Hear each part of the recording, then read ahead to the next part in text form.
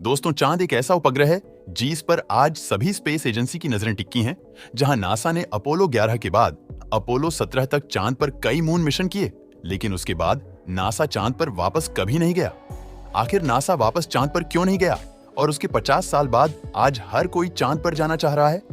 चाहे वो चीन, रूस और अमेरिका हो या हमारा भारत, ऐसे में सवाल है कि आखिर चांद पर ऐसा क्या मिल गया है जो नासा और सभी स्पेस एजेंसी चांद पर जाना चाह रही। चांद पर धरती की तरह कोई वातावरण नहीं है, इसलिए चांद पर ना तो हवा है, ना बादल और ना बरसात। चांद की ग्रेविटी धरती के मुकाबले 6 गुना कम है। दोस्तों, धरती पर एक दिन 24 घंटे का होता है, लेकिन चांद पर एक लूनर दिन धरती के 14 दिनों के बराबर होता है। और इतने ही समय चांद पर रात रहती है, यानी जितनी देर में चांद अपनी अक्ष पर घूमता है उतनी ही देर में चांद धरती के चारों ओर भी घूम जाता है। इसी वजह से चांद का एक हिस्सा साउथ पोल हमें धरती से कभी दिखाई नहीं देता। चांद के इसी दक्षिणी ध्रुव में चंद्रयान उतरेगा। दोस्तों, आपको बता दें कि चंद्रयान चांद के इस हिस्से पर लूनर डे टाइम पर उतरेगा, ना कि रात के समय, क्योंकि चांद के इस दक्षिणी हिस्से में काफी ज्यादा ठंड रहती है। -130 डिग्री इतने कम तापमान में चंद्रयान के इलेक्ट्रॉनिक उपकरण सही से काम नहीं करेंगे। चांद पर दिन का समय धरती की तरह नहीं होता, यानी चांद पर धरती की तरह उजाला नहीं होता, क्योंकि चांद पर कोई वातावरण नहीं है। चांद पर दिन के समय में सिर्फ चांद की सतह पर रोशनी रहेगी और असल में चांद पर अंधेरा ही रहेगा। चांद से सिर्फ आपको हमारी धरती, सूरज और अन्य ग्रह दिखाई दे सकते हैं। तो सोचिए, सूरज के होते हुए भी चांद पर अंधेरा ही रहता है। लेकिन दोस्तों, चांद की सरफेस अंतरिक्ष में किसी कांच की तरह है जो सूरज की लाइट को रिफ्लेक्ट करती है, जिस वजह से रात के समय में चांद धरती के लिए एक ट्यूब लाइट के तौर पर काम करता है। चांद पर बिल्कुल भी वातावरण ना होने की वजह से चांद पर सूरज की यूवी किरणें सीधे गिरती है।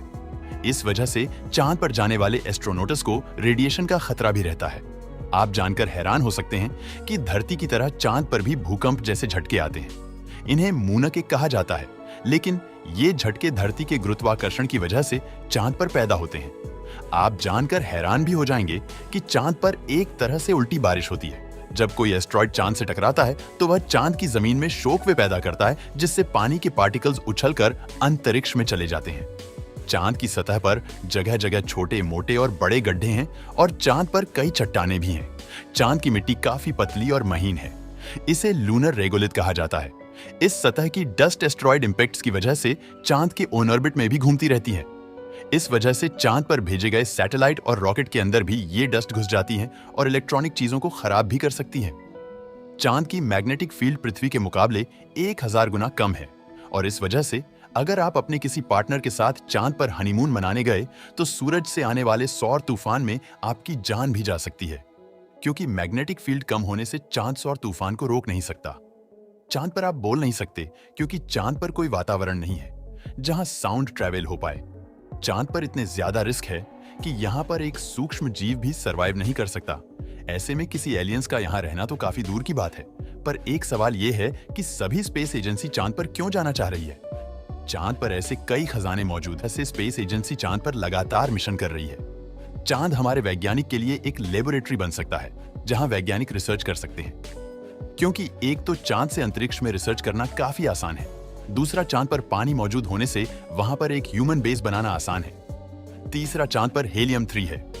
इसके उपयोग से चांद पर ही डायरेक्ट फ्यूजन एनर्जी प्रोड्यूस की जा सकती है और चांद से रॉकेट को भेजना काफी आसान हो जाएगा। और इस तरह चांद इंसानों के लिए एक रिसर्च लैब के तौर पर काम करेगा, जिससे ब्रह्मांड के कई नए रहस्यों को सुलझाना आसान होगा। तो दोस्तों, चांद के इन्हीं रहस्यों की वजह से सभी देश चांद के पीछे पड़े हैं। दोस्तों, वीडियो पसंद आता है तो लाइक और शेयर करें